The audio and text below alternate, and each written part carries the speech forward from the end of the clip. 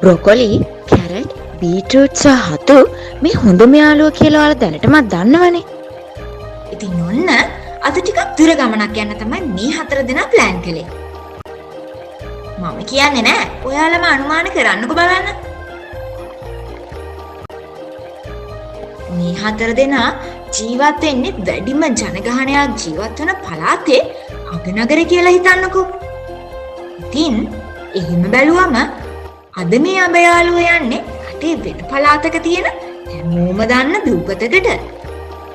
ඉතින් ඔන්න පාන්දරම ගමන පිටත් වුණා. ගමනට බ්‍රොකොලි ඔන්ලයින් කතා කරලා බෝට්ටුවක් වෙන් කරලා තිබුණේ. ඉතින් ඔන්න කට්ටියම බෝට්ටුවට නැග්ගා. එකපාරටම ස්ටාර්ට් කළ එන්ජිම නිසා තව ටිකෙන් ගමන ආරම්භයේදීම මේ කට්ටිය වතුරට වැටෙනවා. එතකොට තමයි බෝට්ටුව පදවන කෙනාට ලයිෆ් ගාඩ් ජැකට් ටික දෙන්න මතක් වුණේ. බ්‍රොකොලිලට අමතක වුණාට ඔන්න ඔයාලට නම් අමතක කරන්න එපා හොඳේ. ගමනක් ආරම්භයේදීම ඒව පැනඳ ගන්න ඕන කියන එක හොඳට මතක තියාගන්න. ගඟ දෙපැත්තෙම විශාල කඩලාන වැවිලා තිබුණා. කැරට් මේ දේවල් ඔක්කොම වීඩියෝ කරගත්තා. 4 දෙනාම පිට බල බෝට්ටුවේ ගමන් කළා. හිතුවටත් වඩා විශාල ගංගාවක්. කඩලාන අයිනේ නයි, කබරු වගේ වතුර ජීවත් වෙන සත්තුත් එහෙමත් මේගොල්ලෝ දැක්කා. ඔන්න ඉතින් 4 දෙනාම දූපතට ආවා. බ්‍රොකොලි ෆෝන් එක එළියට ගත්තා. මොකටද දන්නවද? සිග්නල් තියනවද බලන්න. මේ වගේ ගමනකදී ෆෝන් එක කියන එක වැදගත්ම දෙයක් නේ. සිග්නල් තියනවා. කට්ටියම දූපත ඇතුළට ගියා. විශාල ගස් දූපත පුරාම තිබුණා. ඒ අතරින් බොහොමයක් ඉබේ හැදුන පළතුරු ගස්. මේ කට්ටිය රස පළතුරු කඩාගෙන බඩ පිරෙන්න කෑවා. දුර ගමනක් ඇවිත් හරි මහන්සියිත්නේ. ඉතින් නායිම ඉස්සරහට ඇවිදගෙන යද්දී එක එක සත්තු ඉන්නවා දැක්කා. වඳුර හිටියා, බිම දිගේ නයෙක් එහෙමත් ගියා. කැරට් ඉක්මනට පැනලා එයාව එහාට තල්ලු කළා. දැක්කේ නැතුව පෑගුණා නම් මෙහෙම ලොකු කරදරයක් වෙනවනේ. මේ 4 දෙනා ඔන්න ඔය විදිහට සෑහෙන දුරක් කැලෑව ඇතුළට ඇවිදගෙන ගියා.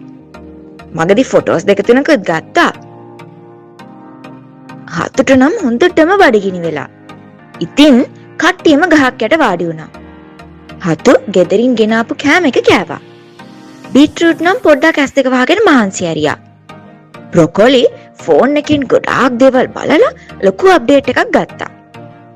කට්ටියගේ ෆොටෝස් එකතු කරගත්තා. බ්‍රොකොලි ඔක්කොම ෆොටෝස් ටික Facebook එකට අප්ලෝඩ් කරන්න අමතක කළේ නෑ. ඉතින් ඔන්න කට්ටියම දූපතේ අනිත් පැත්තට ඇවිදගෙන ගියා.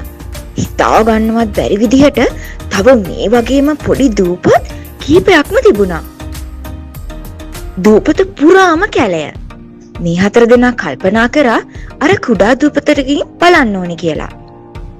4 දෙනාම එකතු වෙලා ලී ගස්වැල් හොයාගෙන ඇවිත් පවුරක් හැදුවා. දැන් නම් ඔන්න හවස් වෙලා කරවල වැටෙන්නත් ළඟයි. කට්ටිය හැබැයි එහා දූපතට යන ගමන අතෑරියේ නෑ. වැඩේ දිගටම කරගෙන ගියා. කළුවර වැටිගෙන එද්දිම මේ කට්ටිය කොහොම හරි පහුර හදාගෙන ඉවර කරගත්තා. ඔන්න කට්ටියම පහුර හදාගෙන ගමනට කොහොම හරි ලෑස්ති වුණා. එක්ස්ට්‍රා ඇක්ටිවිටීස් වල ප්‍රයෝජනය දැන් තමයි තේරුනේ.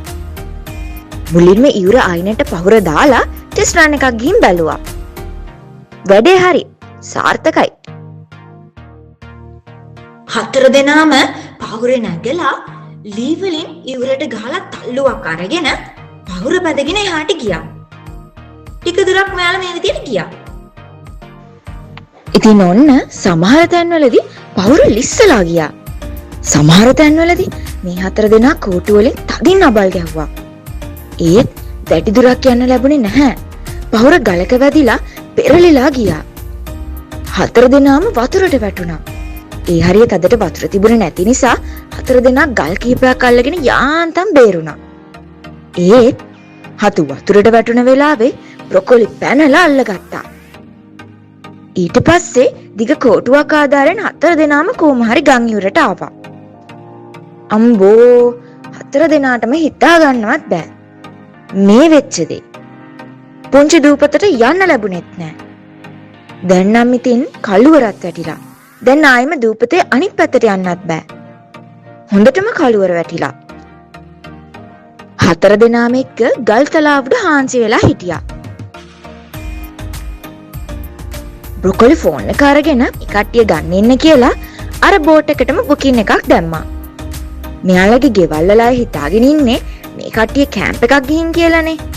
ඉතින් ඒ නිසා රාත්‍රිය මෙතන ගත කරන්න වෙච්ච දේ ගැන කට්ටියට බයක් දැනුනේ නැහැ.